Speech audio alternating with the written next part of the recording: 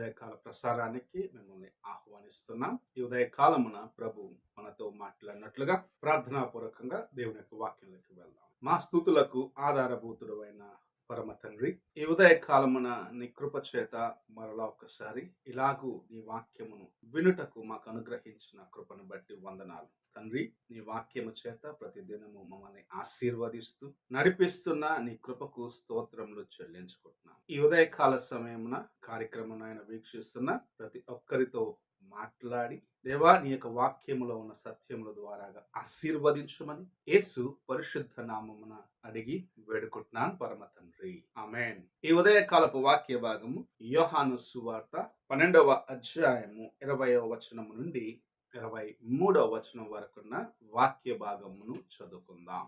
ఆ పండగలో ఆరాధింపవచ్చిన వారిలో కొందరు గ్రీసు దేశస్థులు ఉండిరి.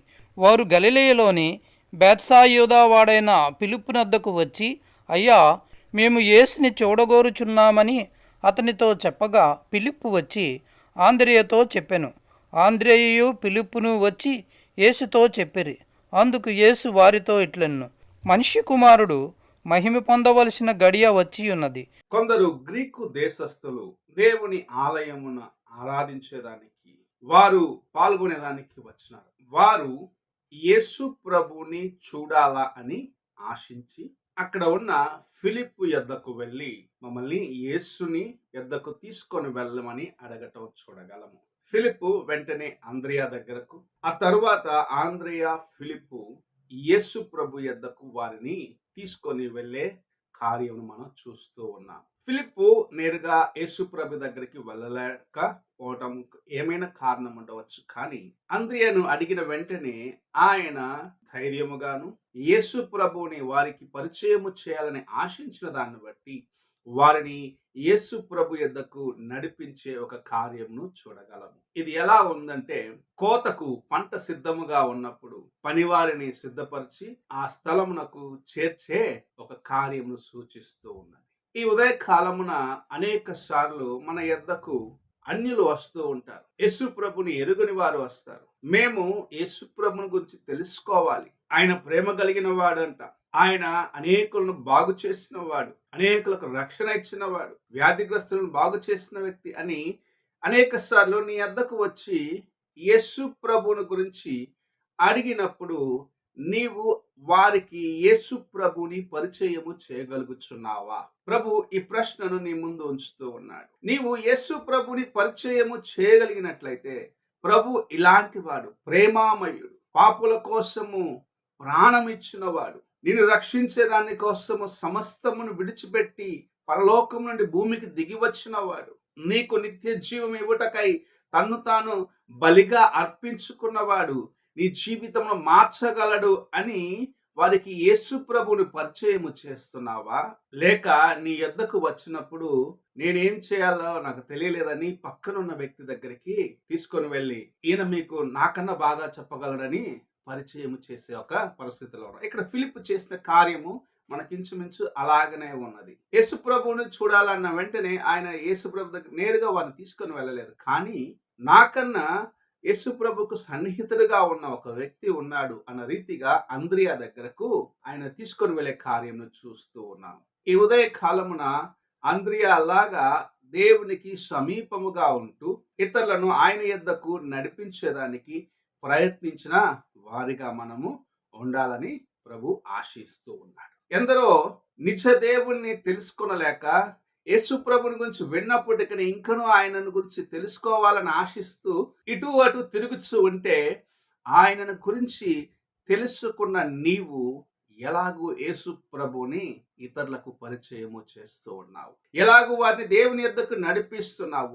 నీకు ఇవ్వబడిన తరుణాన్ని సద్వినియోగపరుచుకుంటున్నావా? నీకు ఇవ్వబడిన తరుణంను సద్వినియోగపరుచుకొని నశించుచున్న అవసరతలో ఉన్న ఆత్మలను రక్షించే జీవితమును కలిగి ఉన్నావా?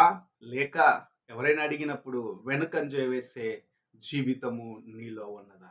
ఒక్కసారి నీ హృదయ స్థితిని పరీక్షించుకోమని ప్రభు మాట్లాడుచున్నాడు. యేసు ప్రభు అనేకులకు పరిచయము చేయవలసిన బాధ్యత నీకున్నది. మనము చదివిన వచనం 23వ వచనం చూసినట్లయితే, మనుష్య కుమారుడు అందరికి ముందు వచ్చే కాలము ఆసన్నమైనది అని యేసు ప్రభు చెప్పడం చూడగలం. అందరి ముందు ఆయన పరిచయం చేసే కాలము ఆసన్నమైంది. నిజముగా ఈ దినములో మనం అలాంటి స్థితిలోనే ఉన్నాము. ఎందుకంటే యేసు ప్రభు యొక్క రాకడ అతి సమీపముగా ఉన్నది.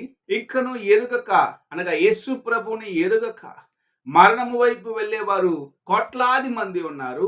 నిజ దేవుడిని తెలుసుకొనకుండానే తాము చేస్తున్న కార్యములే సరైనవి అంటూ యేసు ప్రభుకు దూరముగా వెళ్ళేవారు అనేకులు ఉన్నారు. యేసు ప్రభుని గురించి తెలుసుకోవాలని ఆశించిన వారు కూడా అలాగనే ఉన్నారు. వారికి యేసుని పరిచయము చేసే బాధ్యత నీకు నాకు ఉన్నదని ప్రభు సెలవిస్తూ ఉన్నాడు. ఈ ఉదయ కాలమున అంద్రియలాగా యేసు ప్రభుని ఎలాగైతే ఈ గ్రీసు దేశస్తులు అడిగినప్పుడు తీసుకొని వెళ్ళగలిగిన ఆ మనస్సు ఆయనలో ఉన్నదో, ఎలాగ యేసు ప్రభుని ఎదుర్కొనేదానికి, లేకపోతే యేసు ప్రభు దగ్గరికి వెళ్ళేదానికి సిద్ధ మనస్సు కలిగి ఉన్నాడో, అలాంటి మనస్సును కలిగి నీవును ఆయన వైపు చూడాలని, ఆయన కోసము జీవించాలని, ఆయన కోసం ఇతరులను ఆదాయము చేయాలి, ఇతరులను నడిపించాలని ప్రభు ఆశిస్తూ నీతో నాతో మాట్లాడుచు ఉన్నారు. ప్రియ సహోదరుడా, సహోదరి, నీవు అంద్రియ లాంటి మనస్సు కలిగి ఉన్నావా? దేవుని యొద్దకు వెళ్ళగలిగిన వాడిగా, దేవుని యొద్దకు ఇతరులను తీసుకొని వెళ్ళగలిగిన ఆ మనస్సు కలిగి ఉన్నావా అని ఒక్కసారి నీవు పరీక్షించుకో. ప్రార్థన చేసుకున్నా. మా స్తుతులకు ఆధారభూతుడు అయిన గొప్ప దేవా యేసయ్య, ఈ ఉదయకాల సమయానికై స్తోత్రములు చెల్లించుకుంటున్నాం. ఇంతవరకు నీవు అనుగ్రహించిన నాయన నీ యొక్క హెచ్చరికను బట్టి వందనాలు.